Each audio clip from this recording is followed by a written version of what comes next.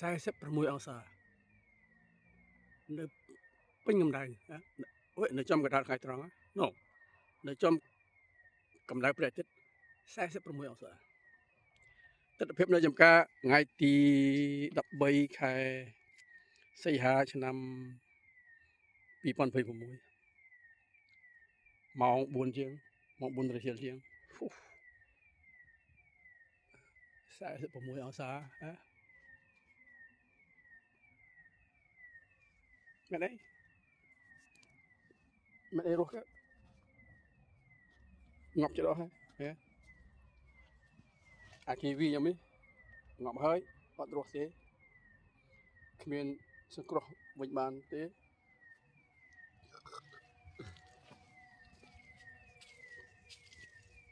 ហើយពួកអតិដូនខ្ញុំក៏មិនអាចរស់តទៅមុខទៀតបានដែរបើពោតវិញខ្លាចជាចម្បាំងបាត់ហើយពោតនៅក្នុងនោះ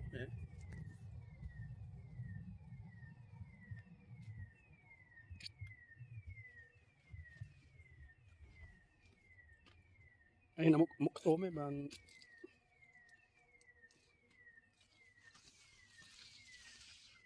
វ៉ាវហើយ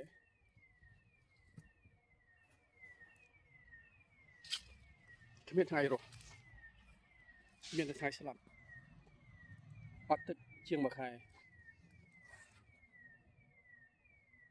អត់ទឹកជាងមួយខែមានតែថ្ងៃស្លាប់ស្រោចទឹកប៉ុណ្ណាក៏វាមិនសើមដែរ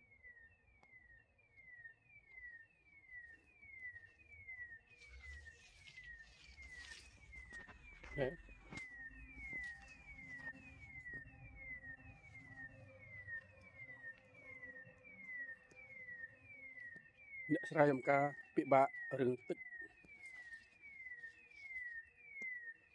គ្រប់មុខរបរគ្រប់វិជ្ជាពិបាកមានអ្វីពិបាករៀងខ្លួនឃើញពោតខ្លាចជាចម្បាំងហើយ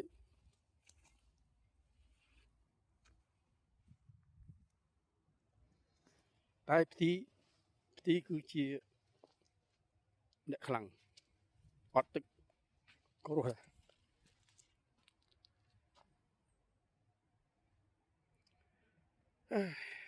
46 អង្សាអត់រស់ទេងាប់អស់